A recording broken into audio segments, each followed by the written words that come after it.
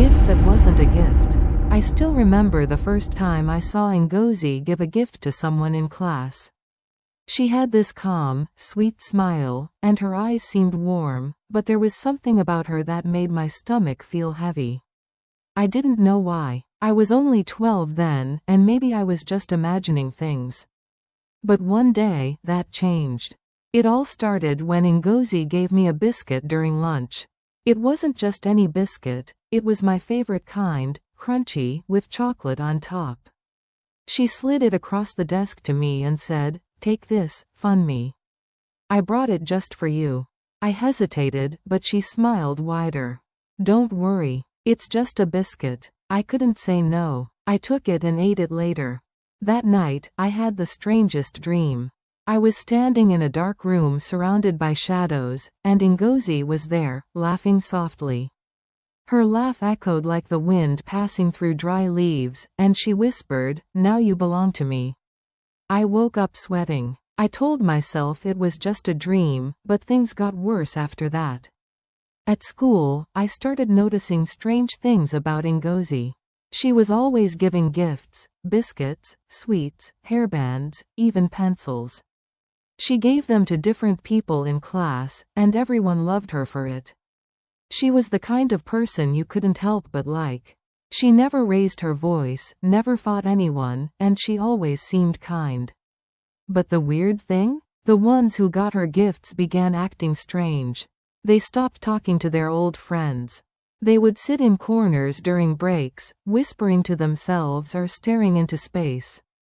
One boy, Dapo, even fainted during morning assembly, and when he woke up, he didn't seem like himself anymore.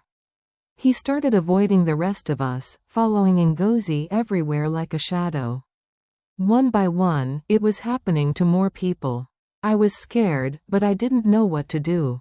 Then came the day everything changed. Ngozi gave a gift to someone who didn't take it. Her name was Amara, a small girl with a quiet voice and a tiny silver cross on a chain around her neck. Ngozi offered her a biscuit just like she'd offered me.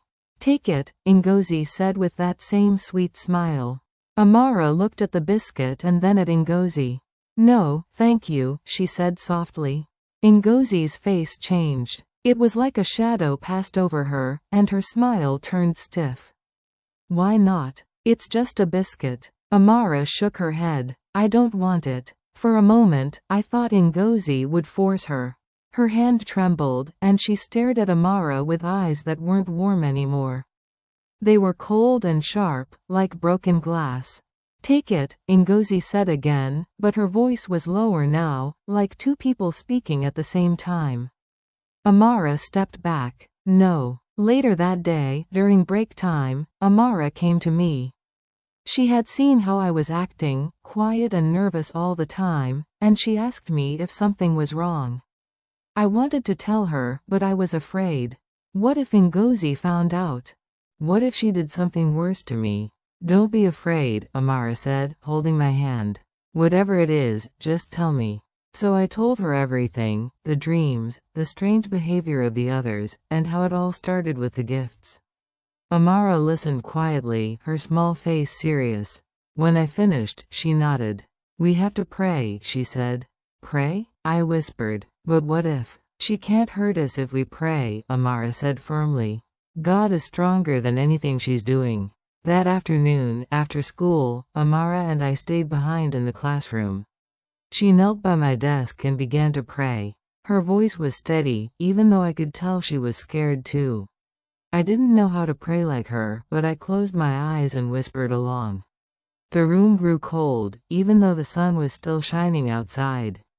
The shadows seemed to stretch and move on their own, and I could feel something heavy in the air, pressing down on my chest.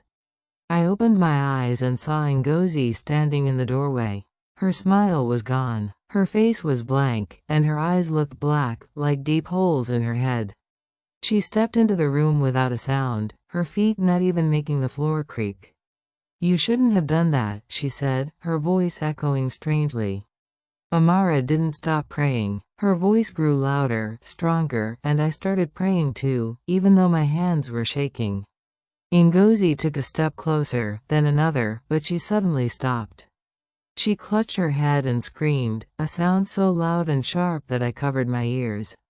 "Stop it," she shouted. "Stop praying." But we didn't stop. We prayed until Ngozi fell to the floor, shaking and crying. When she looked up, her eyes weren't black anymore. They were normal, and she looked scared. "What happened?" she whispered.